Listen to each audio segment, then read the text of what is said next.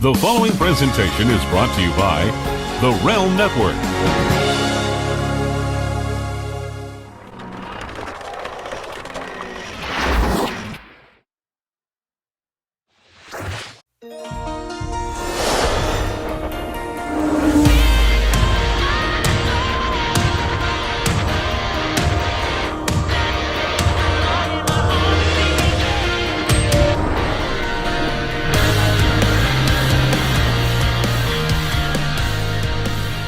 Hi guys, welcome to Mr. versus Mrs. LaGrasso versus LaGrasso right here on Vince Russo's The Brand and Big Vito Brand Audio.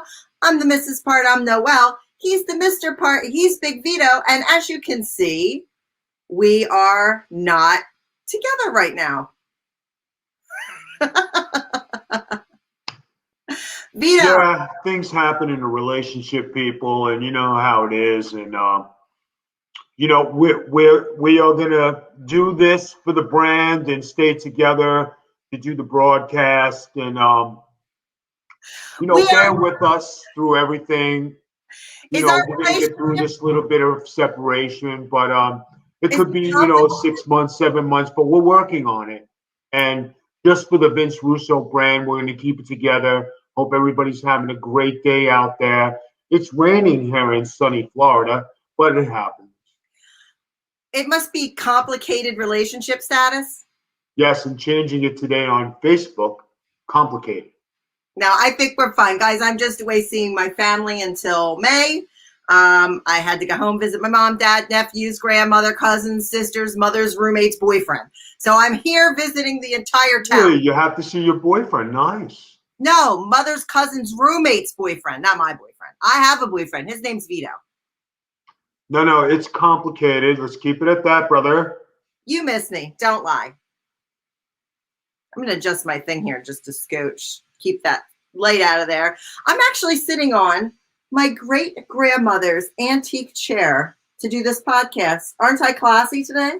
Very classy. Very classy. I love this chair. So, Vito, how is it there without me? What's going on? Like, what are you doing? Everything is going fabulous. You know, the house is clean, laundry is done, everything is picked up. Did a little shopping. Went to Old Town this week. You know, stayed out. You know, doing the hip hop club thing. You know what I'm saying, baby? And went to the gym. Did a little pool in, and some softball happened. And then, you know, this morning is up early.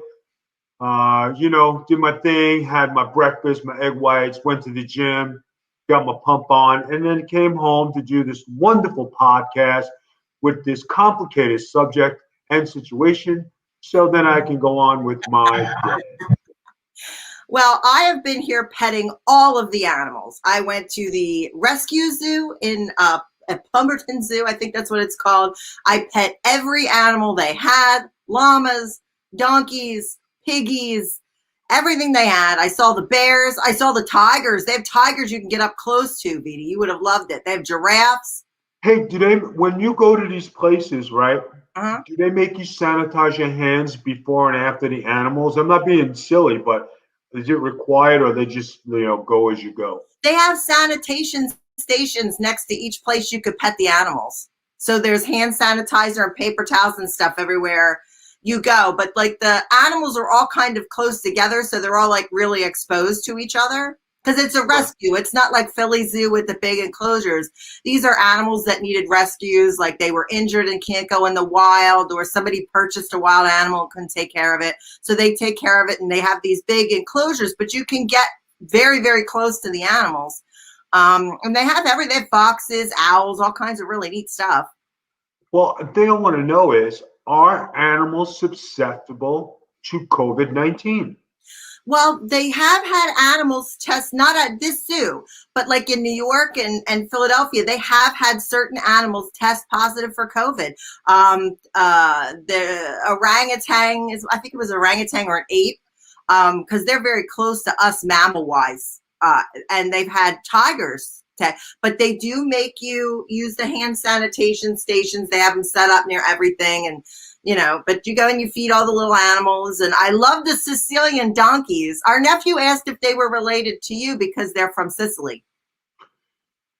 No, that's fine. They're probably from your neck of the woods, being Amish and everything. I'm not Amish. They're Sicilian. They're Italian Dominic the donkeys.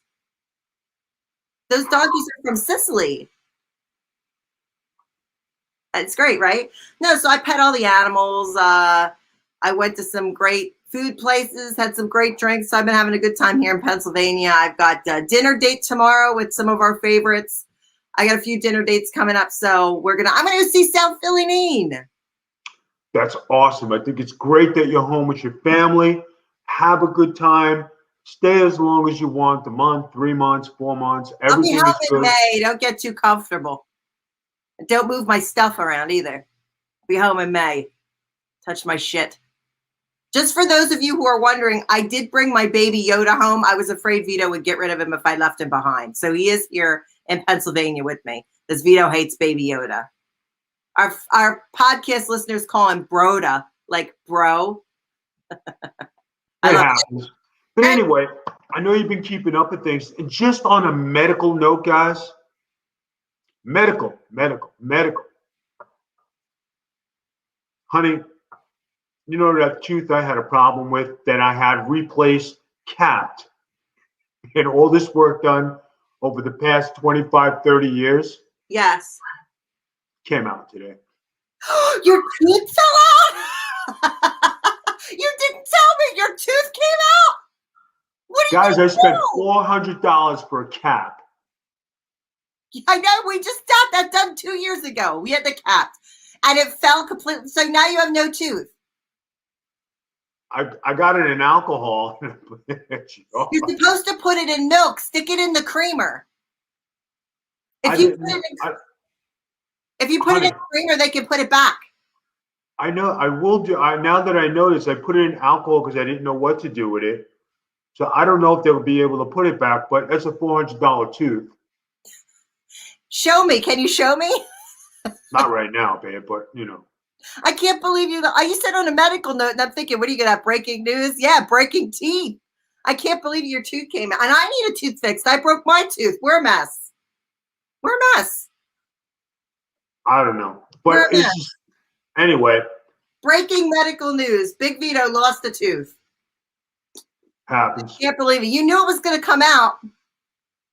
Yeah, but it wasn't like I was eating anything bad or I was doing something, and it just. I think it was a bad cap on that tooth. Maybe. I think it was a bad cap. Well, I'll get you to the dentist now. Not a big deal. Not a big deal. But on another note, I'm healthy. I'm leaning out even more. My diet has been good. I can see on today's screen, my face looks very good, very lean. So I'm happy about that. This jacket is starting to get a little big. So. Well, think of it this way. You're a few ounces lighter because you don't have a tooth. Nah, I wouldn't say that much, but but with all the exercise and all the stuff I'm doing, hopefully within another month we have a big announcement to make here on the Big Vito brand. So it'll be good. All this hard work will pay off. So Vito, I have a good topic for us this week because why don't you go ahead and tell us about it? I'm home where all my wrestling stuff lives. So it kind of got an idea. And I've been on kind of a roll watching a certain person I'm going to talk about wrestle, who I haven't really been on a roll with lately. I want to talk about who is the greatest intercontinental champion of all time. And I'm going to surprise people because they're going to think I'm going to pick somebody I'm not going to pick. I have a favorite intercontinental champion. I'm sure you have your favorite intercontinental champion. So that's going to be the debate today. Whose pick is better? And we want to know who you guys pick, but I have to do something that I haven't done because I've had some internet issues. I want to say who won our last vote, which is the favorite WrestleMania match. So give me just a minute. I'm going to pull that up. And I apologize because I've been traveling around, so I haven't had a chance to look. So Vito, why don't you, fill in the people of some other things? Well, if everybody doesn't know, we launched our we have a sponsor. It's Goomba Sauce, and Goomba Sauce, comes out of Pennsylvania. Somebody I met, his name is Mike, and he has done a fabulous job with this sauce. Comes in a salsa and it also comes in a tomato sauce. Very good. We do it at our parties. We've been sharing it with people. Everybody's been loving it. Guys, give Goomba Sauce a follow on Twitter. It's Sauce Fella, or hit us up and we'll give you the address and you'll see it. He is one of our sponsors. You can order it online, which a lot of our friends have been doing. So if you go to thesaucefella.com, you'll be able to order it online. And they have delicious salsa. It's really good. It's just like Grandma made. So go check that out at thesaucefella.com. Vito, you beat me in the WrestleMania match. You squeaked out with Hogan versus Rock at 56.7%. to my Macho Man Ultimate Warrior at 43.3. And a lot of people, they love the storytelling of the Macho Man Warrior match, but they think a turning point in wrestling was Hulk Hogan and Rock. So you squeaked that out, and we want to thank everybody. John Mark was on here, and we have a lot of people that follow us. We got a lot of votes. People said old school. They loved the vote. So this week we're doing Intercontinental Championship. So Vito, you won a vote for the first time in months. Thank you very much, guys. It's awesome. But I mean, when you really think about wrestling, I've been in the wrestling business for a very long time, and I've got to see about from the early 70s, 80s, 90s, and the progression, because I've lived through some of it and I've actually participated through some of it. And when you get to be with those guys and you see how wrestling has evolved today, when you see a moment like that, like I was there when Bruno and Sabisco went at it, and that was like the ultimate, how could you betray Bruno, And then when you talk about,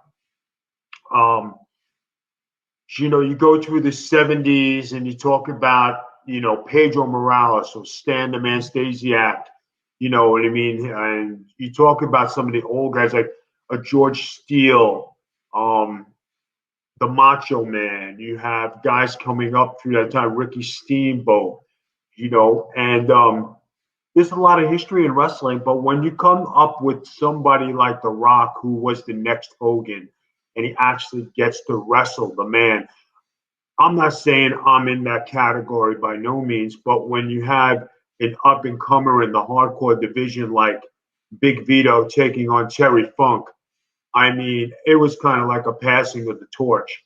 Now, we also had a listing on Sportskeeda of the top 10 greatest hardcore champions in WCW history.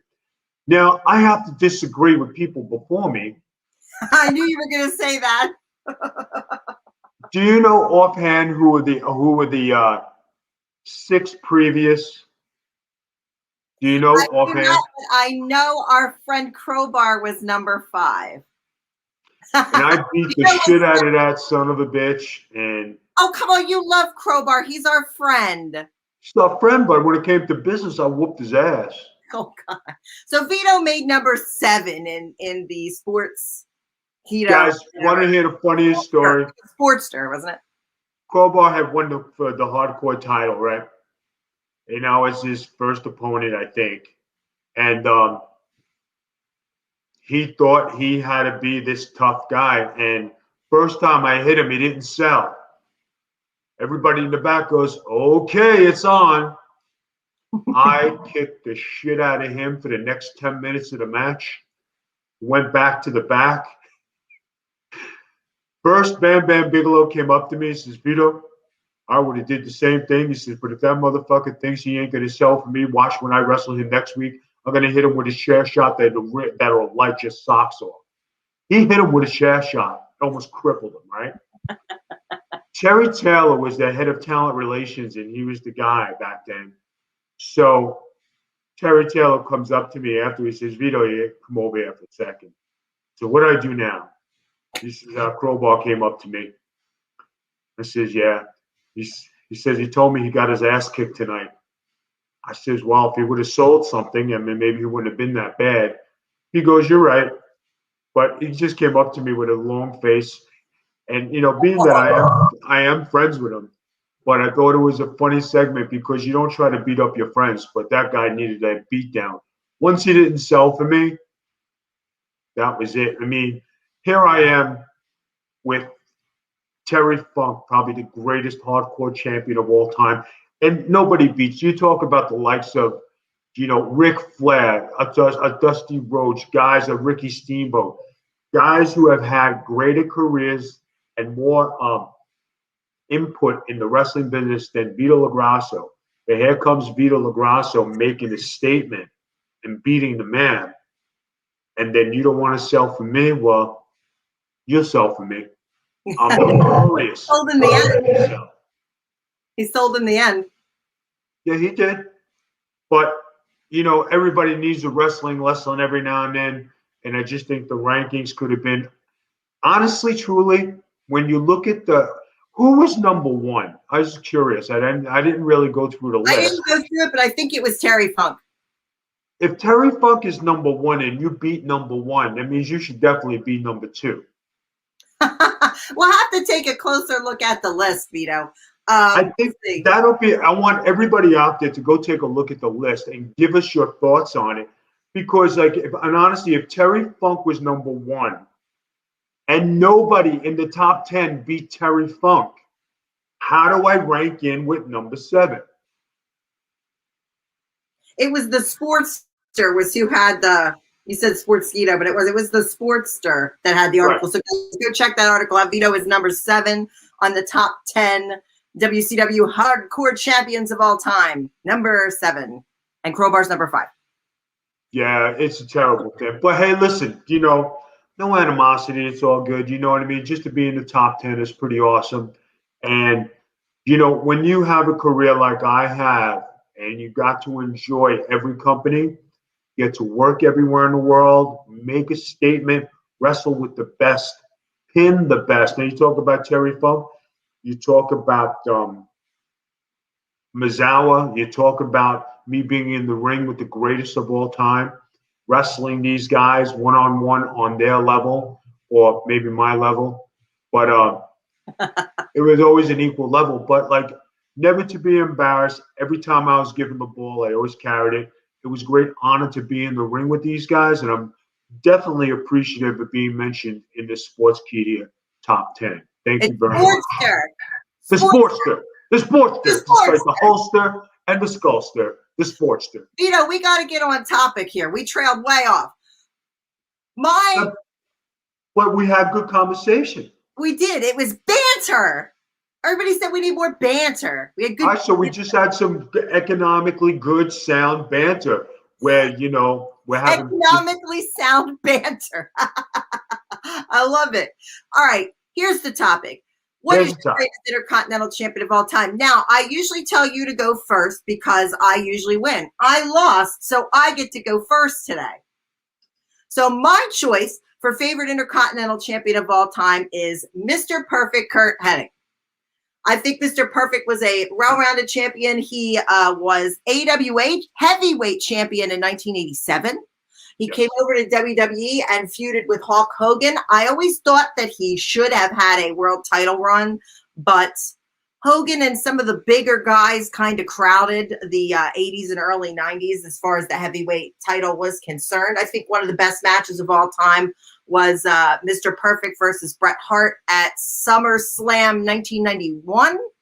92. I think that was a great match. He took some time off, but he had a lot of different varied opponents. He had a lot of micro feuds with Kerry Von Erich, and he wrestled Tito Santana. So he wrestled other Intercontinental champions. But even Hulk Hogan said, if you came in the building and Curt Hennig was there, you were not the best wrestler of the night. You couldn't outwork him. You couldn't out-wrestle him. He was literally the best guy in the building.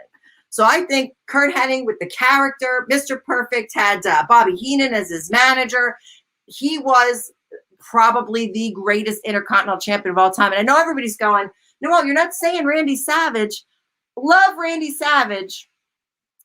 His title reign was good, but it was no Mr. Perfect. That was some of the best matches in WWE at that time.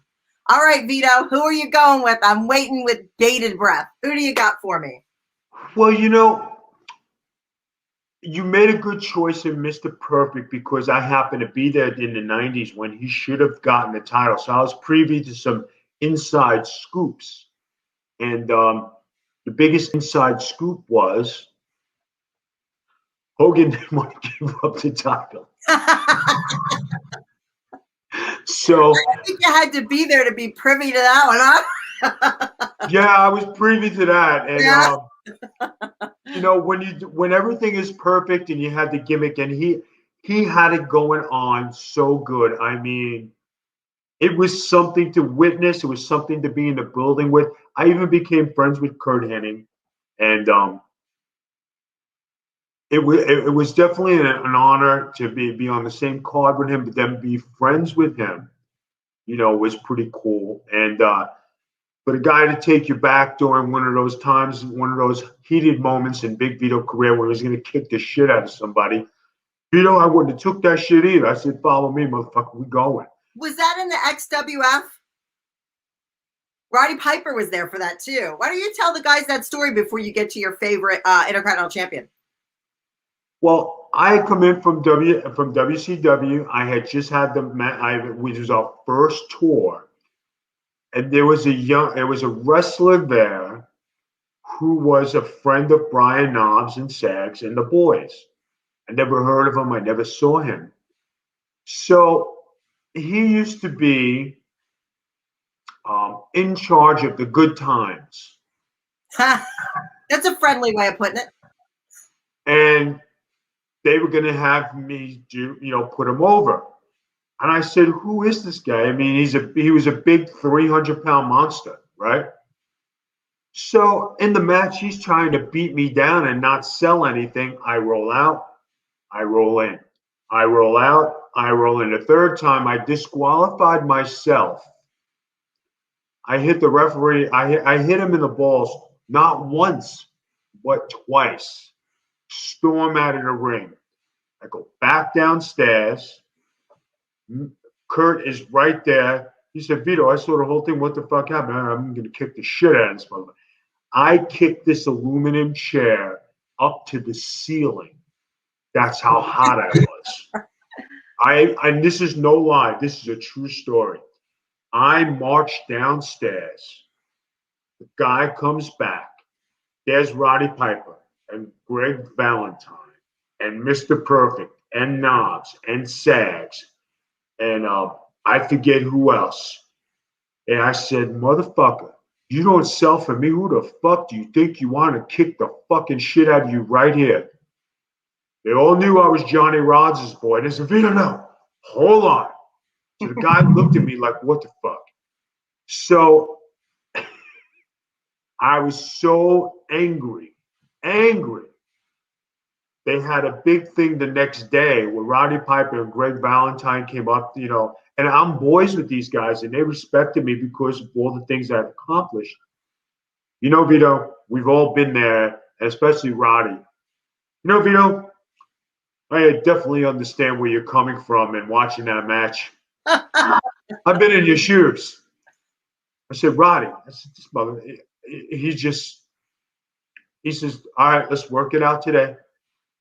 The finish of the match with the powerbomb, and being this guy was green and powerful and 300 pounds, I don't think I was going to survive it. I don't think I would have lasted because he was going to slam me through the building. And the way he was hitting me, he was thumping me like it was like pound time.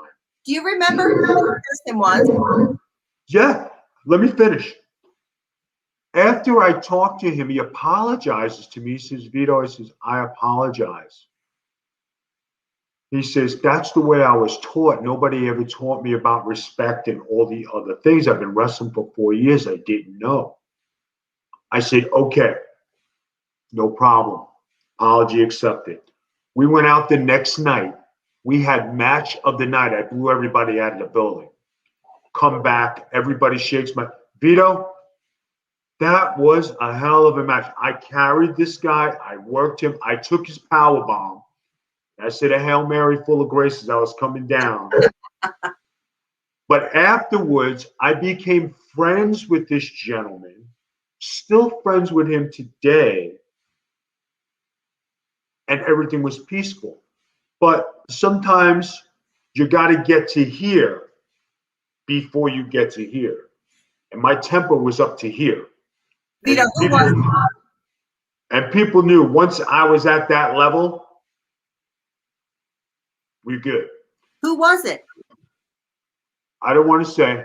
Say it. Nah, just leave it alone. You can't. He probably watched. He's a friend of mine today. I don't want to disclose it, but I'm happy that we got it all straightened out. And the people, here's the important thing. The people who were involved who took the time, a Greg Valentine, a Roddy Piper, right? The Nasty Boys. And there was somebody else I can't remember. Mr. Perfect. Kurt Hennig actually came to the workout.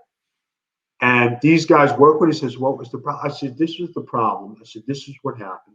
And then he explained, he said, that's all. And they only told me how to do this. I said, okay. I said, let's work it out. We worked it out. Wound up having the best match of the night in front of 15,000 people. Well, So kudos to those veterans who had the respect for me because I earned it and the friendship to help rectify the situation. And I'm very proud of that. But if you twisted my balls back then, what are you talking about? If you twist your balls now, you do the same thing. Vito, give me your favorite Intercontinental Champion. Well, you picked a good one in Mr. Perfect, and I think that was an excellent choice. Thank you. And there were a lot of great Intercontinental Champions. You had Ricky the Dragon Steamboat. You had the Macho Man. Talking that era, Bret Hart, which was a great one. I actually wrestled Bret Hart during his first match as an Intercontinental Champion. But when you talk about the greatest, I think I have to go with the Honky Tonk Man because he had the undefeated streak. He was the greatest of all time. Now, and there's somebody who was ultra over, and he could have had a championship run. But politics of being privy to information, Hogan didn't want to give up the time. So, but when you talk about the greatest wrestlers and gimmicks, the Honky Tonk Man, head and shoulders, had it all. He had charisma, he had the look, he had the gimmick, he had it all. I mean, who else could pull it off, right?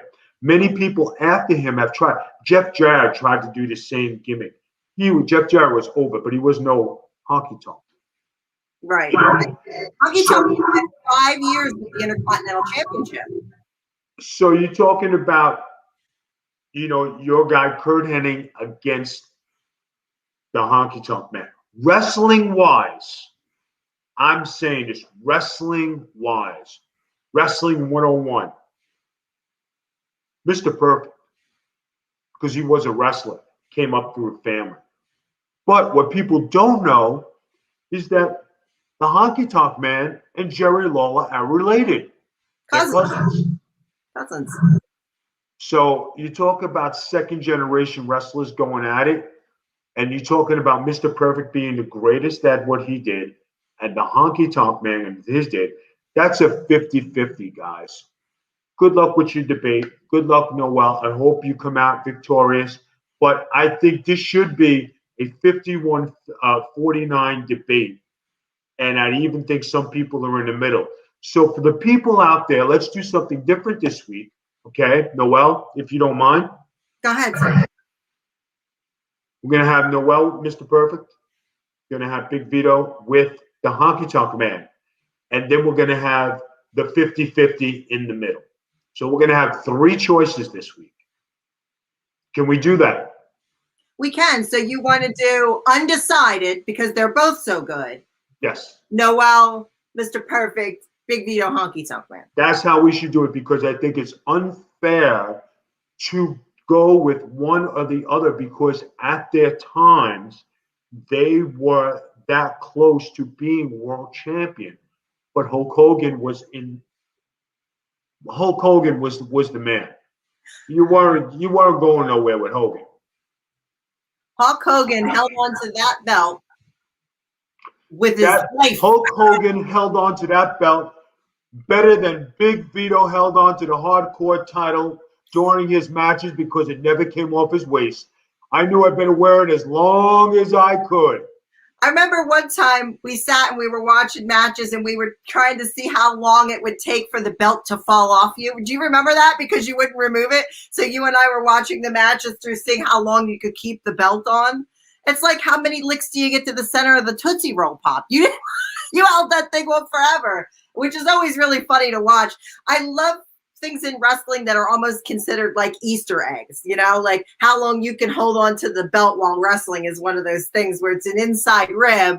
But if you know about it, now you guys can go back and watch WCW when Vito's champion, and you guys can see how long he's purposefully trying to hold the belt around his waist before he has to take it off. I want to count if somebody figures it out, how long.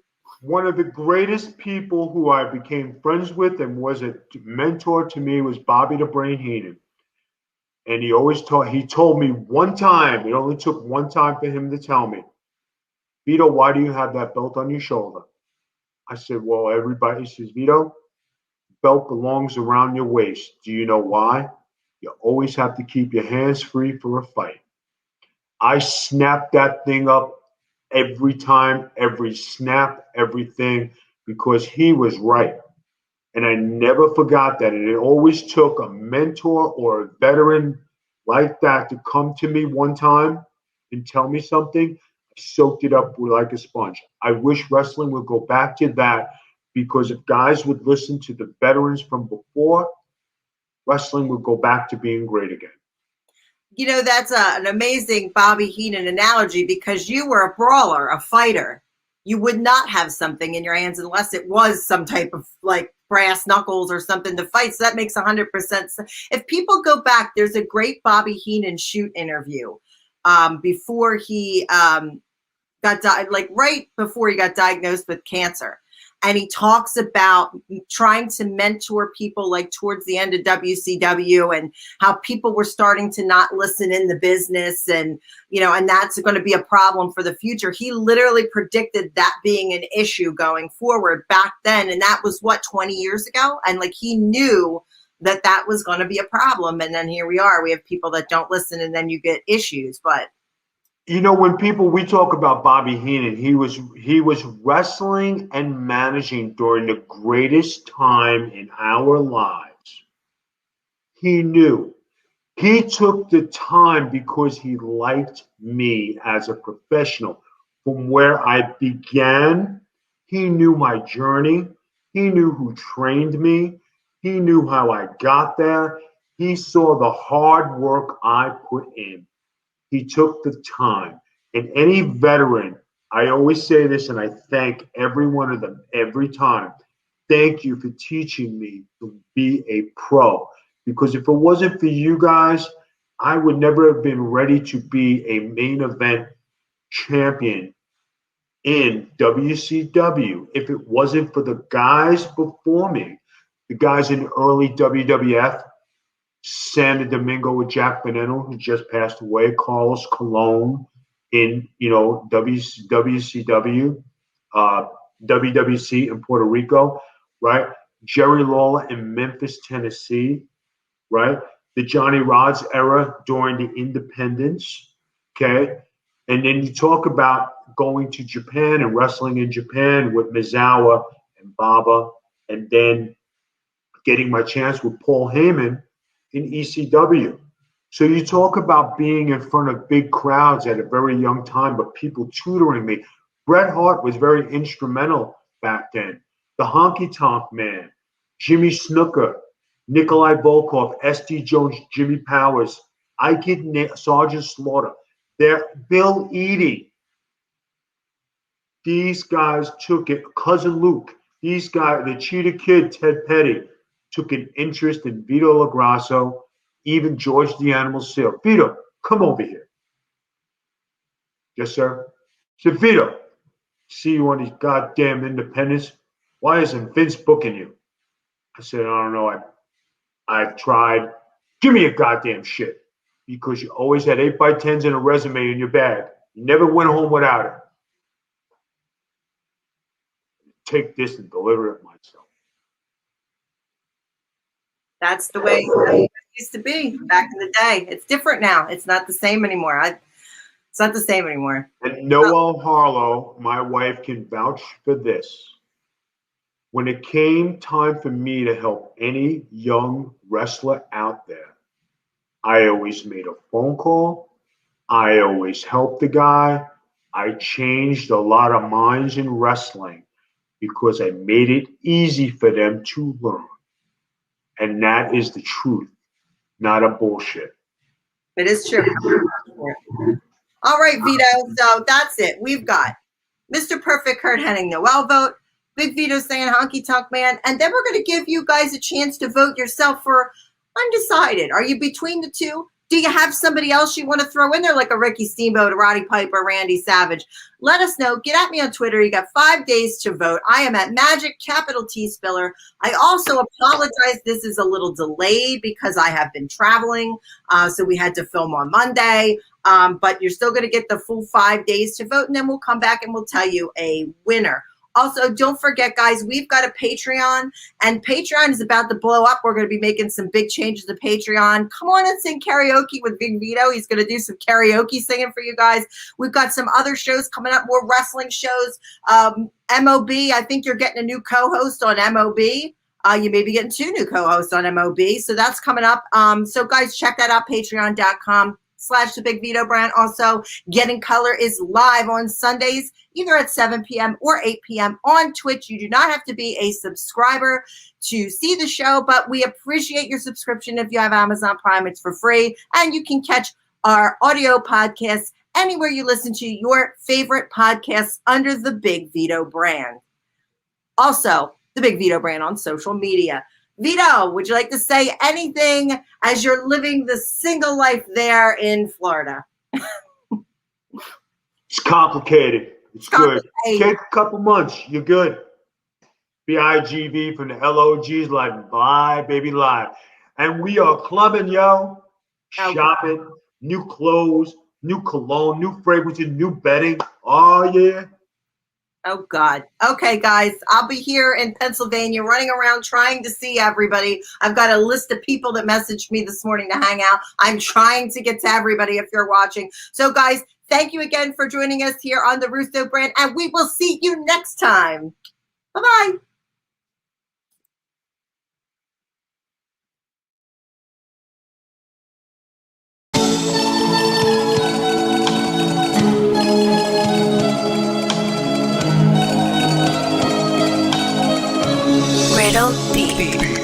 Yeah, yeah, yeah. I feel like Big Vito. Big Vito. Yeah, I feel like Big Vito. Big Vito. Yeah, feel like Big Vito.